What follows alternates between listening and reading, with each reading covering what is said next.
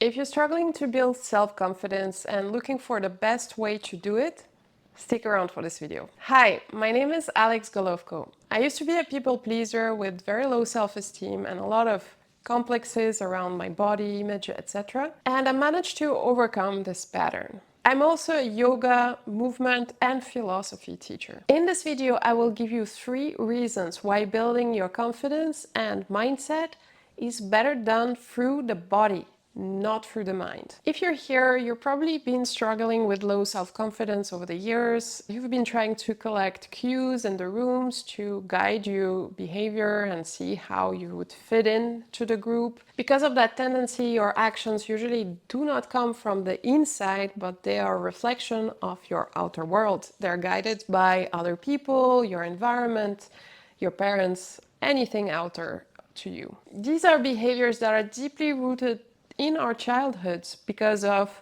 the school, the parents, any other context we were in where it taught us to compare ourselves with others, to compete with others. And that is how our self-worth was defined. So you have an inbuilt self-doubt in yourself because you try to be like everyone else. But what it did is that it made you less like you. If not tackled, this mechanism actually leads to quite an unfulfilling life because you're living the life of others, not of yourself. So staying stuck in this coping mechanism also leads to a highly activated nervous system constantly. So it is constantly releasing cortisol, making you stressed, making you anxious, and always kind of looking for things to go wrong around you. So it is not a very healthy way to live your life. And in addition, you're not really living your life, as I said. So another big issue is how it affects your relationships. So the relationships are always a reflection of you. So if you are not understanding who you are and having this confidence to protect yourself, then your relationship will also be a reflection of that. All right, so let's look at how you can tackle those issues, but through the body. And this is really based on my own experience around this because this is how I essentially tackled those issues. This was a huge component of the way I approached this. I also had low self-confidence about 6-7 years back, and I managed to overcome it. And this is how I did it. And these are the 3 specific reasons why it's so important. The first reason is that our body is our vessel and it is deeply, deeply integrated with our mind. There's actually no separation. It's just the same thing. It's an extension. So when you think about traumas or working on some coping mechanism or any kind of psychological challenge that you have, the first thing you think of is going to a therapist, right? So this means talking about it, thinking about why things happen like they do. So it is great to create awareness, but essentially it stays in the mind. It stays in the logical thinking to rationalize how you are functioning, how you are behaving. But what if I told you that this only scratches the surface? Because what happens is that any kind of trauma or coping mechanism is not tackled through the logical part of our brain. It is the primal part of our brain that is connected to the nervous system all over the body that actually is having this past trauma that is being stored. And today, according to modern neuroscience, to somatic practices, but also millennial practices like yoga, which essentially did the opposite by collecting evidence from humans over millennia, has realized that the body actually is able to store and keep over the years everything that has happened to it, both good but also bad. So all the negative experiences, all the traumas that you have experienced, if not addressed deeper, they are stored, they keep on existing in the entire nervous system throughout the body. So the body stores these memories in various ways. So it does store it in muscles with muscle tightness. So our muscles contract in a particular event and they stay that way over the years. Or, for instance, it can be stored in the digestive system. It can be stored in the joints. It can be stored also in the fascia, for instance. So the fact that you have stored memories in your system might express itself in many ways. For instance, you can have muscle tightness, excessive muscle tightness in certain areas. It could be through pain. It could be through inflammation in certain areas, or it could even be through disease. So if our body is storing these memories, it is very important to connect with it and to be able to inhabit the body. Because similarly, self-confidence is deeply connected to our relationship to our body and how this relationship feels. So if we feel very at ease being in our body, very comfortable being in our body, our confidence will be increased. So this relationship with our body is translated in some very important ways. One of these ways is the trust in our body. And it can be the trust in its abilities, as in its movement abilities, its agility, and its ability to orient itself in the space. But it can also be linked to its intrinsic capacity to heal itself. Because you need to trust that the body is always able to heal itself. The diseases come actually from the fact that we receive some signals or some messages from our bodies, but we don't really pay attention to them, or we are so disconnected from it that we do not actually tackle these issues. So the body will always send you signals in the form of sensations or in the form of pain or disease so that you take care of it. So this is where the relationship, the trust is broken. But we think that the body is not at our service, but we are also not at the service of our body either. So this is a two-way street. So this trust part is super important. But it is also coming with love and admiration for its strength, because if taught consistently, the body is able to, anybody is able to develop tremendous strength, tremendous abilities. And if you start witnessing that and you're able to see what your body can actually do, this is when you start to admire its abilities and be impressed by it. And with that comes also acceptance of its singularity, because every body is absolutely unique. There is no two exact same, even with twins, they're a little bit different every time. So its uniqueness is actually its strength. And this is the antidote for comparison, because then you start to really love the way it is and not comparing it to anything else that exists. So as an opposite to that, if when we connect to our bodies, when we move it, or when we expose it, we feel a stress response or some sort of embarrassment, that means that this connection is not very strong and that there is a lack of positive connection between the body and our awareness. And this is a huge problem because our body then becomes a weak spot. And our body is also something that's so important in our self-expression when we talk, the way we position ourselves. If we have this strong connection with our body, we then are more able to convey a message. We are more able to stand our ground. Whereas if the connection is not there, this is very spottable by other people. You can straight away feel that in another person when they're not well in their bodies. So this is why actually building that connection with your body through movement, also through practices like yoga, is an essential step to gradually build that connection and re-strengthen that connection with your body, and making sure that you see yourself as one whole and not having this separation between the awareness and the body. And I want to emphasize here that loving movement doesn't necessarily mean that you can't exert yourself. You actually can. You can have quite intense workouts or physical activity. The only thing there is a little nuance, is that you are doing this physical activity not to change yourself, not because you hate yourself, but because you want to respect your body, you want to maintain it, give it what it needs, because the body needs movement. It craves movement. It has been built for movement, so it needs to be used. but it needs to be used to a very aware state. So if it starts sending you signals that this is too much for it, this is very important to listen to those signals, to listen to the limits. Intensity is one thing, but pain is another. And understanding those subtle differences is becoming very fluent in that language with your own body.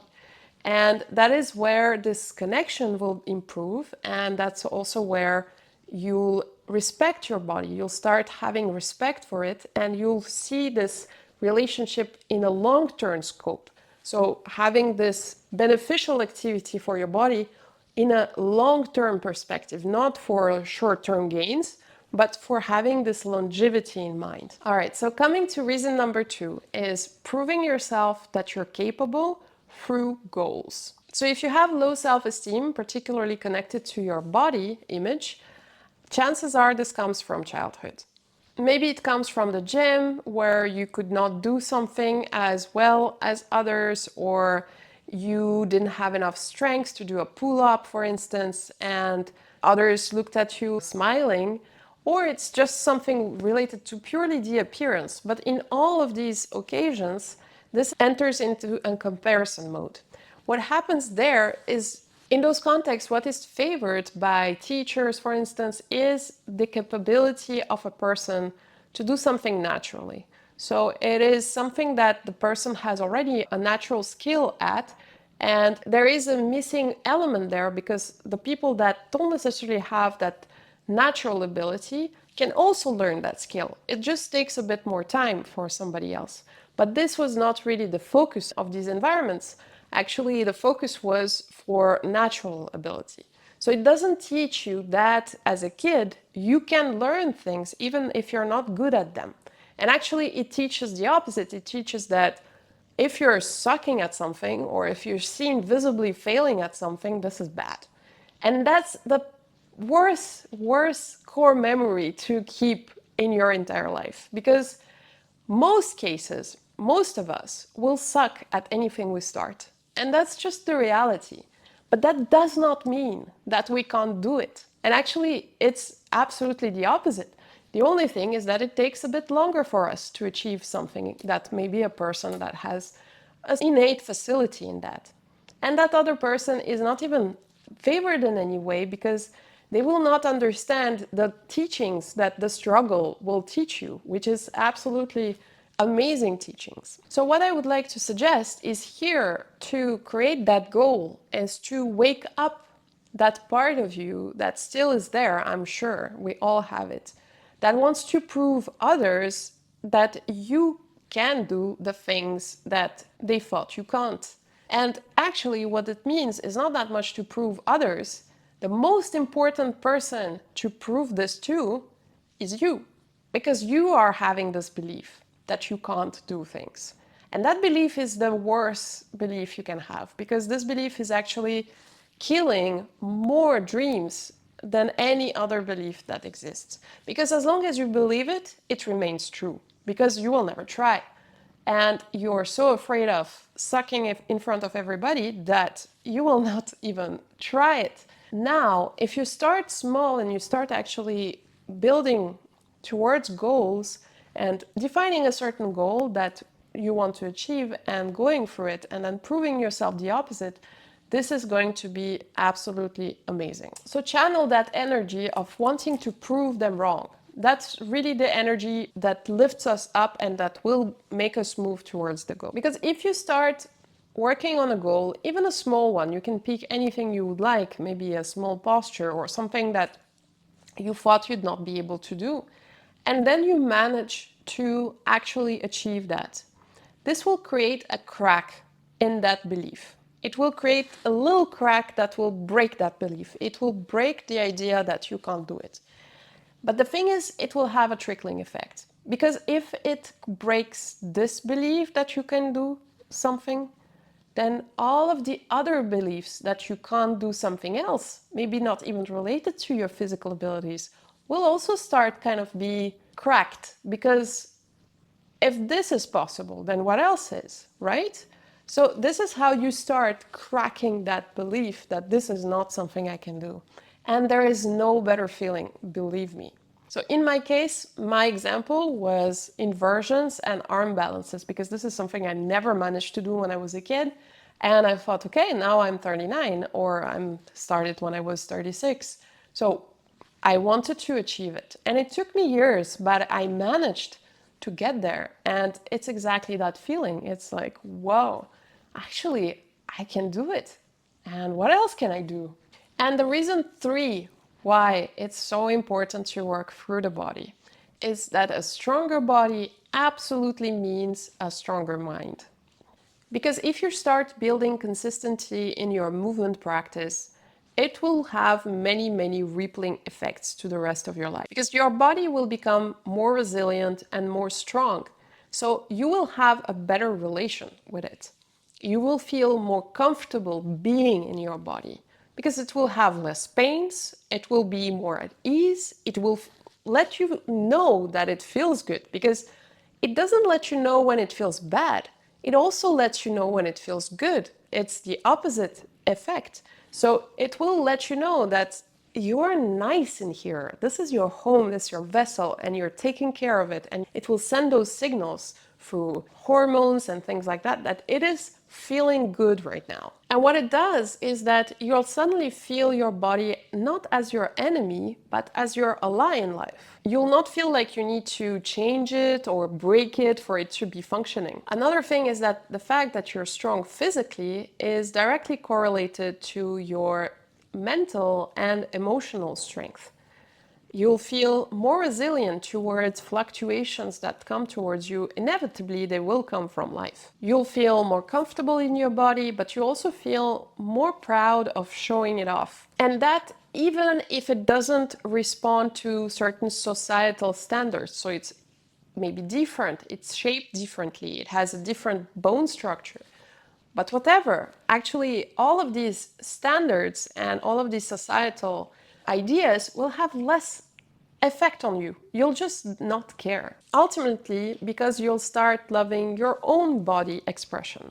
Another thing is that you'll feel more comfortable setting up boundaries around your movement practice, because your movement practice now becomes the most important meeting you have in the day, the meeting with your body. The meeting to check in with your body and to check how it's doing.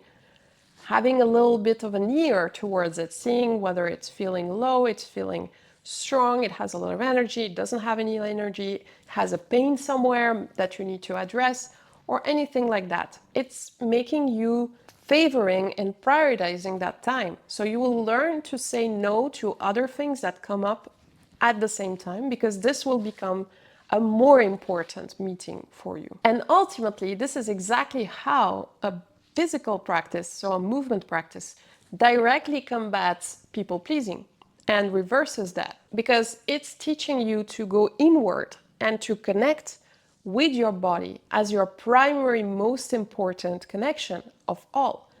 And this will be your priority instead of looking outward for your worth. You are directly reversing your childhood coping mechanisms by doing this, because now you're not comparing yourself outside.